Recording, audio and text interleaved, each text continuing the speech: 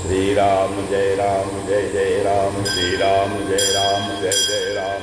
कथा गाँव तुलसी कृत जटामती अनुसार, आसन लीजय प्रेम से आवो पवन कुमार सियावर रामचंद्र की जय। नीलाम्बुज श्यामल कोमलांगं सीता समारोपितो आमुभागं, बाणो महासायक चारुचापं नमामि रामं रघुवंशनाथम्। ओम श्री सीतारामचंद्राभ्यां नमः, महेश्वराभ्यां नमः। ओम श्री एकादशी दक्षे सदांतर्गाते नमः। श्री राम जय राम। सत्संग क्रम में आज श्री रामचरितमानस के अरण्य कांड की कथा चल रही है, जिसमें जो है भगवान श्री राम चित्रकूट के आगे निकल गए हैं पंचवटी में, और सीता जी का श्री रावण ने अपहरण कर लिया है। तो बंदर भालू सब उनको खोजने के लिए जा रहे हैं। हाँ, और वो सब काम कर रहे हैं कि कोई मूल मिलाई ताई सब घेर रहे, कोई भी मुंज वही मिलते हैं तो घेर कर पूछते हैं, महाराज आप किशोरी जी का पता जानते हैं, सीता जी का पता जानते हैं। ये साधना का शुभारंभ है। जब हम साधना का शुभारंभ करते हैं तो छोटे छोटे दुर्गुणों को मानने में बड़ा आनंद आता है, बड़ा आनंद है। पर अब देखिए तो साधना मन और शरीर के स्तर पर होती है, उसमें एक न एक दिन तो थकना ही पड़ेगा। अब ये बात और है, किसी की सामर्थ्य 5 घंटे की है और किसी की सामर्थ्य 10 घंटे की है, पर थकना तो पड़ेगा ही ना। तो जितने बंदर भालू थे सब प्यासे हो गए, पर हनुमान जी महाराज को न भूख लग रही है और न प्यास। हनुमान जी परम प्रसन्न हैं। हनुमान जी ने विचार किया, बनल चाहु सब बिन जल पाना, अर्थात ये सारे बंदर भालू बिना जल के मरना चाह रहे हैं। इतनी भूख प्यास, पर हनुमान जी के जीवन में प्यास क्यों नहीं है? देखिए, यह एक यात्रा है। व्यक्ति अगर धूप में चलता है तो उसे प्यास जल्दी लगती है, पर अगर शाम में चले तो उसको प्यास जल्दी नहीं लगती। तो हनुमान जी महाराज भगवान राम की छत्र छाया में चल रहे हैं, इसलिए उन्हें प्यास नहीं लग रही है। तो हनुमान जी महाराज भगवान की छत्र छाया में चल रहे हैं, बाकी सब अपने पुरुषार्थ से चल रहे हैं, इसलिए हनुमान जी महाराज को श्रम भी नहीं हुआ। बाकी जितने बंदर भालू थे सब श्रमिक हो गए, थक गए। इसका कारण क्या है कि हनुमान जी को लगता है करने कराने वाले सब परमात्मा हैं, अब सब वही कराने वाले हैं, फिर काहे बात का श्रम का प्रश्न ही नहीं उठता है। जब हमारी दृष्टि अपने किए हुए कार्यों पर होती है तब हमें श्रम होता है, और जब हमारी दृष्टि परमात्मा के किए हुए कार्यों पर होती है तब हमें श्रम नहीं होता है। भगवान श्री राम का जब वनवास हो रहा था तो भगवान ने सीता माता से यही कहा था, देवी तुम चलोगी तो मेरे साथ एक थक जाओगी, मत चलो आपको श्रम होगा। सीता जी ने एक पंच में कहा, मैं बार बार आपके चरण कमलों का दर्शन करती रहूंगी। श्रम तो मुझे तब होता जब मैं अपने चरणों की ओर देखती, परंतु जब मैं बार बार आपके ही चरणों का दर्शन करूंगी तो भला मुझे किस प्रकार श्रम हो सकता है, थकान हो सकती है। तो हमारी ये जो यात्रा है हमें श्रम इसलिए होता है क्योंकि हम अपने पैर की ओर देखते हैं, और अगर हम भगवान के चरणों का आश्रय ले लें तो ना ही हमें श्रम होगा और ना ही प्यास लग होगी। कितनी सुंदर शिक्षा हनुमान जी दे रहे हैं। इसलिए हनुमान जी को न ही श्रम हुआ और न ही प्यास लगी, परंतु बंदर भालुओं को श्रम हो गया, प्यास लग गई। तो हनुमान जी विचार करते हैं कि हे प्रभु, जैसे इतनी कृपा आपने की है, थोड़ी कृपा और कर दीजिए, इन बंदर भालुओं के लिए जल की व्यवस्था और कर दीजिए। तब हनुमान जी ने ये नहीं सोच रहे हैं कि बंदर भालू अपने लक्ष्य से भटक गए हैं, वो ये सोच रहे हैं कि कहीं जल की व्यवस्था कर दीजिए। हनुमान जी ने देखा एक बड़ी सी गुफा दिखाई पड़ी पर्वत पर, और गुफा की विशेषता क्या थी कि चकवा, बगुला और हंस ये 3 प्रकार के पक्षी उसमें भीतर जा रहे हैं, परंतु बाहर नहीं आ रहे हैं। हनुमान जी ने देखा ये जल के पक्षी हैं, इस गुफा में जा रहे हैं, इसका मतलब इस गुफा में पानी जरूर होगा। तो हनुमान जी सभी से कहते हैं, भैया पानी की व्यवस्था प्रभु ने कर दी है, सब ऊपर की ओर उठो। बंदर भालू कहते हैं, महाराज हमें सामर्थ्य नहीं है, अब ऊपर उठने की, नहीं जा पाएंगे ऊपर। हनुमान जी कहने का भाव कितना सुंदर था। हनुमान जी कहना चाहते हैं, अगर जीवन में कष्ट आ रहा है तो ऊपर की ओर उठो। अगर शरीर के स्तर पर कष्ट हो रहा है तो मन के स्तर पर उठो। दो व्यक्तियों को चोट लग गई, एक व्यक्ति उस चोट पर मन से हाय हाय कर रहा है और एक व्यक्ति अपने मन को किसी और काम में लगाकर अपने चोट के प्रभाव को कम कर लेता है। तो हनुमान जी का भाव यह है कि ऊपर की ओर उठो। अगर शरीर के स्तर पर कष्ट हो रहा है तो मन के स्तर पर जाओ, अगर कष्ट हो रहा है मन के स्तर पर तो बुद्धि के स्तर पर जाओ, और अगर बुद्धि भी निर्णय नहीं कर पा रही है तो चित्त के स्तर पर चले जाओ। और ये अंतिम साधना है।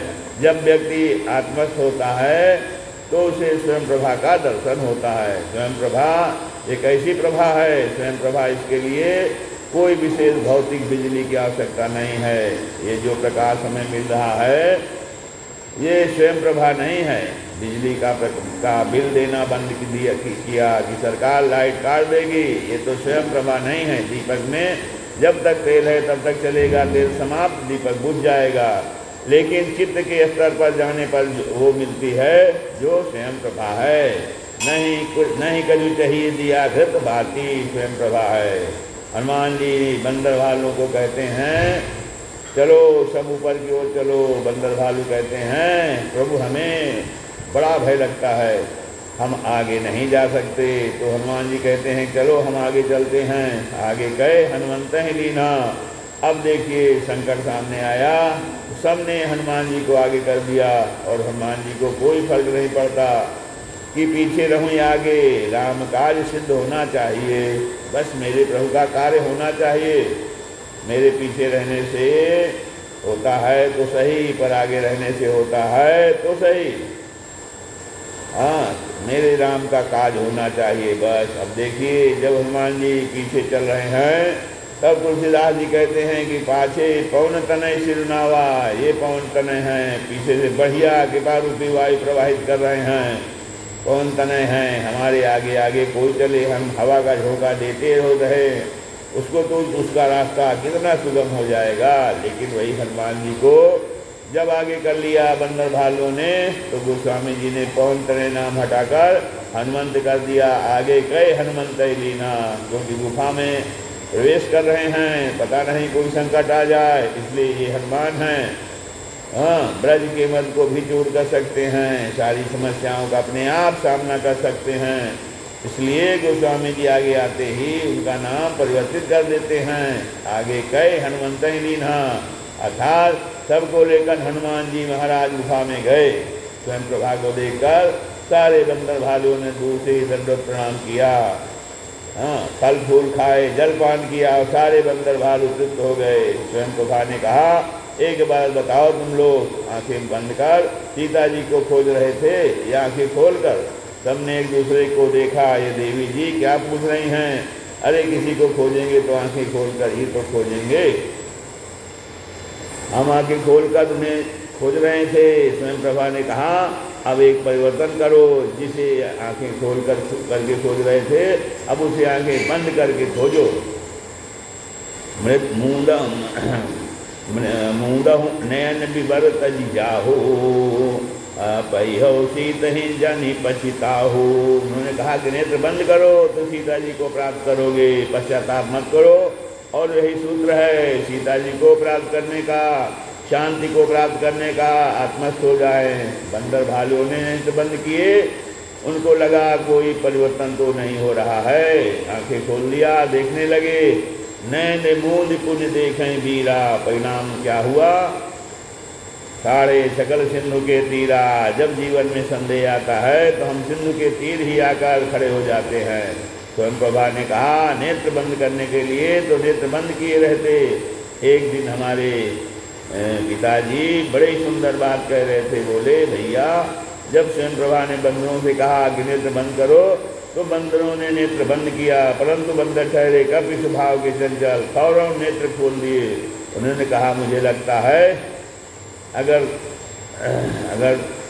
बंदरों ने अगर बंद किया तो, परंतु बंदर ठहरे कब स्वभाव के। उन्होंने कहा मुझे लगता है अगर बंदरों ने आंखें ना खोली होती तो सीधे ही सीता जी के सामने जाकर प्रकट हो जाते। ये बंदरों ने आंखें खोलकर गड़बड़ कर दिया, वरना जिस प्रभा के सामर्थ्य से समुंदर के किनारे जा सकते थे, उन्हें के आशीर्वाद प्रताप से ये लंका में भी प्रकट हो सकते थे, लेकिन गलती इनकी थी, इन्होंने आंखें ही बीच में खोल दी, संशय किया, इसलिए ठाड़े सकल सिंधु के तीरा, सब जो है समुद्र के किनारे पहुंच गए। अब जब हनुमान जी महाराज तो हनुमान जी महाराज तो समाधि में हैं, बाकी बंदर भाल विचार कर रहे हैं, अब क्या करें, निराशा आ गई। जब अपने पुरुषार्थ में से हम साधना करते हैं तो एक न एक दिन निराशा आ ही जाती है। अंगद इत्यादि जितने थे कह रहे थे, भैया अब तो हमारा बचना नामुमकिन है, सीता की सुध मिलेगी नहीं, क्योंकि सामने इतना विशाल समुद्र है और बिना सीता जी का पता लगाए जाएंगे तो सुग्रीव बिना मारे छोड़ेंगे नहीं, दोनों प्रकार से मरना निश्चित है। अब मरना निश्चित है। और तब जामवंत जी ने बंदर भालुओं को समझाया, अरे तुम लोग क्यों कायरता दिखा रहे हो, रामदूत होकर कायरता दिखाते हो, जानते हो तो राम कौन है, राम ब्रह्म हैं और हम सब सेवक बड़भागी हैं, जो हमें उनकी सेवा का सौभाग्य प्राप्त हो रहा है। इसलिए कायरता का परित्याग करो, सब कार्य सिद्ध होगा। इतने में संपाति जो वहीं गुफा में बैठा हुआ था, उसने देखा इतने बंदर भालू बाहर अनशन करके बैठे हुए हैं। संपाति के मुख से निकला, आज सुबह कछु भक्षण करूं, आज सबको खा जाऊंगा। तो मृत्यु सामने होती है तो इसका पता चलता है, वैसे तो भले ही आदमी मरने मारने की बात करे। संपाति ने कहा, आज सबको खा जाऊंगा, बहुत दिनों से भूख लगी है, आज विधाता ने बढ़िया आहार दिया। और तब अंगद जी ने बुद्धिमानी का परिचय दिया। अंगद जी ने कहा, भैया एक तुम्हारे ही समान पक्षी था, उसका नाम था जटायु, उसने सीता माता की रक्षा में अपने प्राण त्याग दिए, और तो एक तुम हो जो सीता माता की खोज में निकले, हम बंदरों को रामदूतों को ही खा जाना चाहते हो। तो संपाति ने कहा, तुम जटायु की बात कर रहे हो, अरे वो तो मेरा भाई था। पूरी कथा अंगद जी ने जटायु को संपाति की सुनाई। संपाति ने कहा, अरे भैया मुझे उठाकर समुद्र के किनारे ले चलो, पहले समुद्र के जल से अपने भाई को तिलांजलि दे दूं, फिर मैं तुम्हें सीता जी का पता बताऊंगा। बंदर भालू उठाकर ले गए। संपाति ने अपने भाई जटायु को तिलांजलि दी, फिर अपने तीक्ष्ण नजरों से सीता जी को समुद्र पार देखकर उनका पता बताए। पंख कट गए हैं, लेकिन नेत्रों का सदुपयोग देखिए। जीवन में हम हमेशा अपनी कमियों की ही चर्चा करते हैं कि अगर हमारे पास ये होता तो हम ये कर लेते, जो है उसका वियोग नहीं करते, जो नहीं है उसी का रोना रोते हैं। क्यों? एक सेठ जी थे, एक संत के पास गए, पैसा बहुत था परंतु शरीर से कमजोर थे। बोले, महाराज अगर भगवान ने अच्छा शरीर दिया होता तो इस शरीर से आपकी कितनी सेवा करता। अरे भगवान ने शरीर नहीं दिया तो धन तो दिया है ना, उसी से सेवा करो, परंतु धन से सेवा नहीं कर रहे हैं, रोना रो रहे हैं। इतने में एक दूसरे सज्जन आ गए, महाराज भगवान ने बड़ा ने धन बना दिया, यदि अच्छा धन दिया होता तो उससे कितनी सुंदर सेवा करता आपकी। संत को भी हंसी आ गई कि जो है उसका सदुपयोग नहीं, और जो नहीं है उसका रोना रो रहे हैं बैठ करके। तो संपाति के जीवन से पुरुषार्थ चला गया, उसके पंख कट गए हैं, परंतु उसने अपने नेत्रों का सदुपयोग किया, उसने अपने नेत्रों को सार्थक किया। उसने कहा, मैं देख रहा हूँ सीता माता 100 योजन पार अशोक वाटिका में बैठी हुई हैं, तो जो भी इस 100 योजन के समुद्र को पार कर जाएगा वही किसी जी को पता लगा लेगा। अब कहते हैं, तुम में से जो भी हो जो जा सकता है उसे सो जाए। बंदर भालू कायरता दिखाने लगे, अरे राम या तो 100 योजन का समुद्र कैसे पार होगा, कैसे हम जा पाएंगे। संपाति ने एक बड़ी सुंदर बात कही, बात कही कि संपाति कहता है कि मुझे देखो, मोहि बिलो की धरहु मन धीरा, राम के पाकस भयउ शरीरा। अरे मुझे देखो, मुझे दोनों पंख मिल गए। उसे वरदान था कि जब तुम सीता का पता बता दोगे तब तुम्हारे दोनों पंख उग जाएंगे। संपाति कहता है, जब सीता जी का पता बता देने बाद से मुझे पंख मिल गए, तो जब तुम सीता का पता लगा लोगे क्या तुम्हें पंख नहीं मिल जाएंगे। तो उन्हीं राम की कृपा का आश्रय लो, अपने बल का बखान मत करो, उनकी कृपा से तुम सीता जी को अवश्य खोज लोगे। पई हो सीता जन पछताहु, पछताइए नहीं, आप सीता जी को पा जाएंगे। परंतु मुझसे अब किसी भी प्रकार की सहायता की उम्मीद मत रखना, संपादी कहते हैं, क्योंकि मुझसे जो हो सकता था मैंने कर दिया, बूढ़ा हो गया हूँ, अन्यथा कुछ सहायता अवश्य करता तुम्हारी। बूढ़ भयों न करते हूँ कछुक सहाय तुम्हार। तो कहते हैं अब तुम जो है भगवान कृपा का आश्रय रखो, वो ही सीता जी का पता लगाएंगे। इतना कहकर संपाति वहाँ से चले गए। अब बंदर भालू जो कहना चाहते थे संपाति उस मर्म को नहीं समझ पाए। संपाति के वाक्य को केवल हनुमान जी महाराज ने पढ़ा। बाकी बंदर भालू क्या करते हैं, निज निज बल सब काहू भाखा। बंदर भालू सब अपने अपने बल का बखान करने लगे। कहता है मैं तो भैया 10 योजन छलांग लगा सकता हूँ, दूसरा कहता है मैं तो 15 योजन छलांग लगा सकता हूँ, कोई कहता है मैं तो 30 योजन छलांग लगा सकता हूँ, और कोई कहता है मैं तो 60 योजन छलांग लगा सकता हूँ। तो इतने में अंगद जी बोल उठे, मैं तो पूरा 100 योजन जा सकता हूँ। और जैसे अंगद जी ने कहा मैं 100 योजन जा सकता हूँ, तभी बंदर भालू ताली बजाने लगे। वाह महाराज क्या बात है। अंगद जी ने कहा देखो पूरी बात सुन लिया करो, फिर ताली बजाया करो। मैं तो 100 योजन जा सकता हूँ, परंतु वापस आ पाने की गारंटी नहीं है। जा तो सकता हूँ परंतु वापस आने में संदेह है। अब जामवंत जी कहने लगे ऐसे जाने का क्या फायदा क्या है कि वापस ना आने पाए, उधर जाकर उधर के ही होकर रह गए।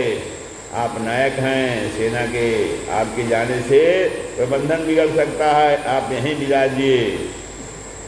अब सारे बंदर भालू जामवंत जी की ओर देखने लगे। जामवंत जी कहने लगे अरे अरे मेरी ओर मत देखो, जब मैं अपनी युवावस्था में था तो मैंने 7 प्रदक्षिणा विराट भगवान की को दी थी। बंदर भालू ने कहा वाह वाह महाराज। जामवंत जी बोले वो उस समय की बात थी, अब थोड़ी कर सकता हूँ, तब मैं युवक था, नौजवान था, कर सकता था, अब मेरे बस का नहीं है।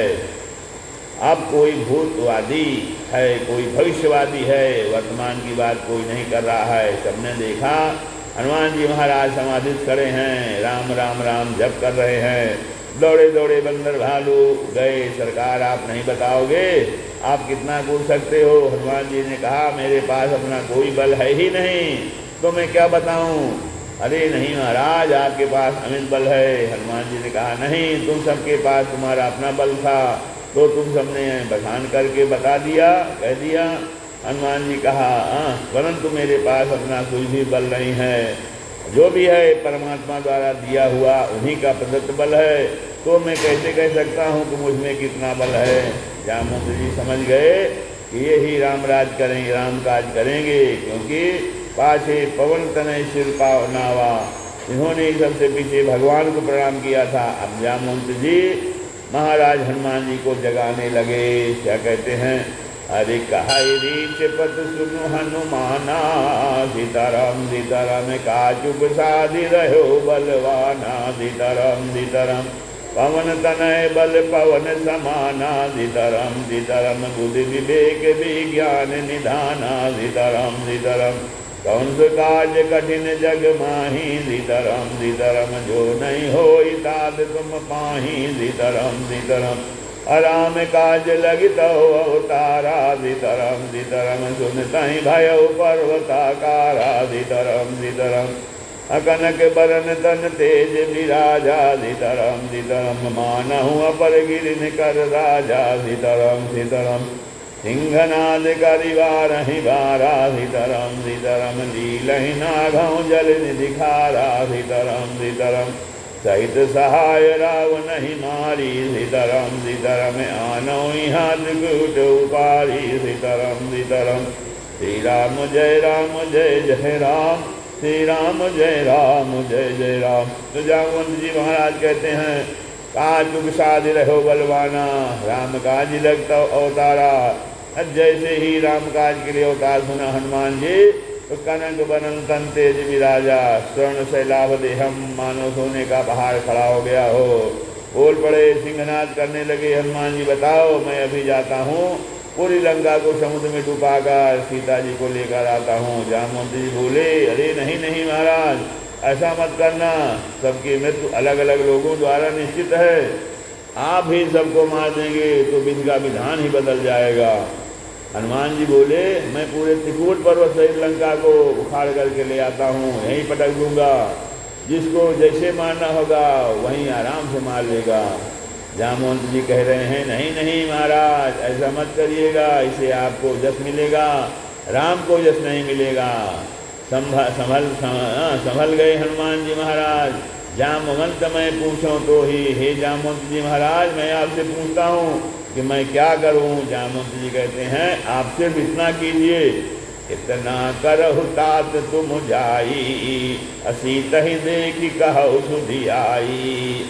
कहते हैं, आप केवल माता सीता का पता लगा कर आइए, हमें बताइए, तब भगवान राम पूरी सेना के साथ लंका जाकर रावण के समस्त सेना का विनाश करके रावण का उद्धार करेंगे। माता सीता को लेकर वापस जाएंगे, तब पूरे त्रिभुवन में प्रभु का यशोगान होगा। प्रसन्न हो गए हनुमान जी महाराज। बंदर भालुओं को हनुमान जी महाराज प्रणाम करते हैं। अब आगे जो है हनुमान जी महाराज लंका में जाने वाले हैं। सुंदरकांड शुरू हो रहा है। सुंदरकांड की पंक्तियाँ है, श्री राम जय राम जय जय राम। तथा विसर्जन होत हैं सुनो वीर हनुमान, राम लखन सीता सहित हृदय करो विश्राम। सियावर रामचंद्र की जय। राम